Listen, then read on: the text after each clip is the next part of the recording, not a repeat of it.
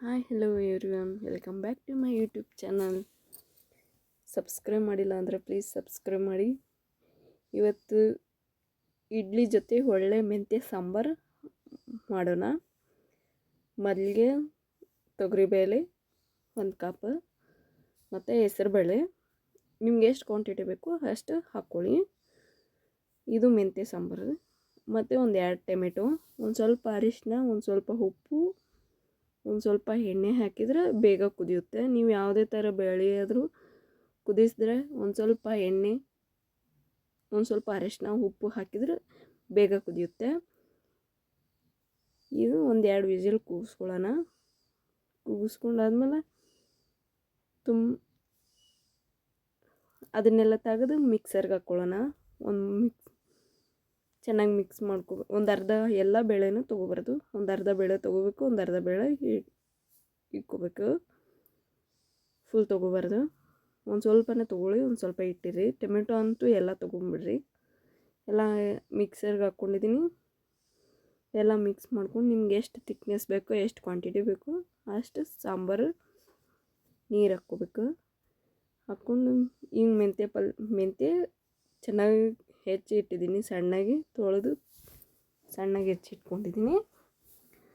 ಅದನ್ನು ಹಾಕ್ಕೊಂಡು ಒಮ್ಮೆ ಎಲ್ಲ ಮಿಕ್ಸ್ ಮಾಡ್ಕೊತಾ ಇದ್ದೀನಿ. ನಿಮ್ಗೆ ಎಷ್ಟು ಕ್ವಾಂಟಿಟಿ, ನಮ್ಮ ಮನೆಯಲ್ಲಿ ಜಾಸ್ತಿ ಇಡ್ಲಿ ಜೊತೆ ಅಂದರೆ ತಿಳಿ ಸಾಂಬಾರು ಬೆಸ್ಟ್ ಇರುತ್ತೆ. ತಿಳಿಯಾಗೆ ಆದಷ್ಟು ತಿಳಿಯಾಗಿ ಮಾಡ್ಕೊಳ್ಳಿ. ಒಂದು ಸ್ವಲ್ಪ ಹಚ್ಚ ಖಾರದ ಪುಡಿ, ಒಂದು ಸ್ವಲ್ಪ ಅರಿಶಿನ ಮೊದಲೇ ಹಾಕಿರ್ತೀವಿ. ಅರಿಶಿನ ಉಪ್ಪು ನೋಡ್ಕೊಂಡು ಹಾಕ್ಕೊಳ್ಳಿ. ಮತ್ತು ಒಂದು ಸ್ವಲ್ಪ ಹುಣಸೆ ಹಣ್ಣಿನ ರಸ ಹಾಕ್ಕೊಳ್ತಾ ಇದ್ದೀನಿ. ಎಲ್ಲ ಹಾಕ್ಕೊಂಡು ಇದು ಕುದಿಸ್ಕೊಳ್ಳೋಣ. ಮತ್ತು ಒಂದು ಸ್ವಲ್ಪ ಇದು ಚಟ್ನಿಗೆ ರೆಡಿ ಮಾಡ್ಕೊಳ್ಳೋಣ. ಕುದಿಯೋಕೆ ಇಟ್ಟಿದ್ದೀನಿ. ಶೇಂಗಾ ಒಂದು ಸ್ವಲ್ಪ ಫಸ್ಟೇ ಹುರಿದಿದ್ದು ಅದಾವು, ಒಂದು ಸ್ವಲ್ಪ ಬೆಚ್ಚಗೆ ಮಾಡ್ಕೊಳ್ಳೋಣ.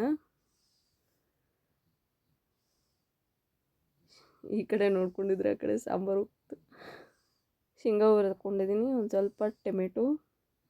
ಈ ಥರ ಇದು ಡಿಫ್ರೆಂಟ್ ಚಟ್ನಿ, ಕೋಲಾರ ಚಟ್ನಿ ಅಂತಂದು. ನಿಮ್ಮ ಮೆಣಸಿನ್ಕಾಯಿ ಎಲ್ಲ ಚೆನ್ನಾಗಿ ಒಂದು ಸ್ವಲ್ಪ ಹುರ್ಕೊಳ್ಳೋಣ. ಅಷ್ಟೇನು ಜಾಸ್ತಿ ಹುರ್ಕೊಳ್ಳೋದು ಬೇಡ, ಒಂದು ಸ್ವಲ್ಪ ಹುರ್ಕೊಂಡ್ರೆ ಸಾಕು. ಹುರ್ಕೊಂಡು ಒಂದು ಸ್ವಲ್ಪ ಉಪ್ಪು, ಒಂದು ಸ್ವಲ್ಪ ಸಕ್ಕರೆ ಹಾಕ್ಕೊಂಡು ಮಿಕ್ಸಿಗೆ ಮಾಡಿಕೊಂಡು ಅದನ್ನು ಒಗ್ಗರಣೆ ಹಾಕ್ಕೊಳ್ಳೋದು ತೋರಿಸಿಲ್ಲ ನಾನು. ನೀವು ಒಗ್ಗರಣೆ ಹಾಕಬೇಕಂದ್ರೆ ಹಾಕ್ಕೊಳ್ಳಿ. ಒಂದು ಸ್ವಲ್ಪ ಸಾಸಿವೆ, ಎಣ್ಣೆ, ಒಂದು ಸ್ವಲ್ಪ ಕರಿಬೇವು ಹಾಕಿ ಇದು ಮಾಡಿಕೊಂಡು ಇಳಿಸ್ಕೊಂಡು ಒಗ್ಗರಣೆ ಹಾಕ್ಕೋಬೇಕು.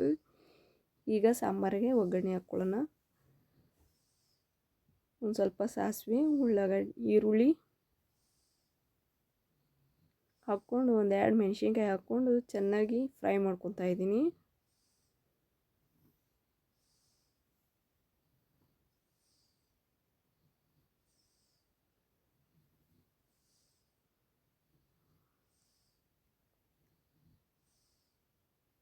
ಚಟ್ನಿಗೆ ಒಗ್ಗರಣೆ ಹಾಕ್ಕೊಳ್ಳೋದು ನಾನು ತೋರಿಸಿಲ್ಲ, ನೀವು ಒಗ್ಗರಣೆ ಮಾಡ್ಕೋಬೋದು. ಇಲ್ಲಾಂದರೆ ಹಂಗೆ ಆದರೂ ಚೆನ್ನಾಗಿರುತ್ತೆ.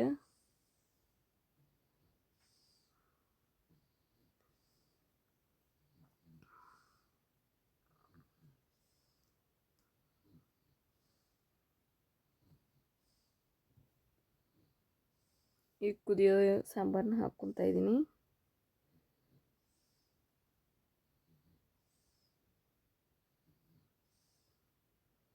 ಸಾಂಬಾರು ರೆಡಿ ಆಯಿತು. ಲಾಸ್ಟಿಗೆ ಒಂದು ಸ್ವಲ್ಪ ಬೆಲ್ಲ ಹಾಕ್ಕೊಳ್ಳಿ. ಇಡ್ಲಿ ಜೊತೆ ಅಂತೂ ಇದೊಂಥರ ಡಿಫ್ರೆಂಟ್ ಸಾಂಬಾರು. ಒಮ್ಮೆ ಟ್ರೈ ಮಾಡಿ. Thank you for watching. ಮತ್ತು ಮೋರ್ ವೀಡಿಯೋಸ್ ಸಬ್ಸ್ಕ್ರೈಬ್.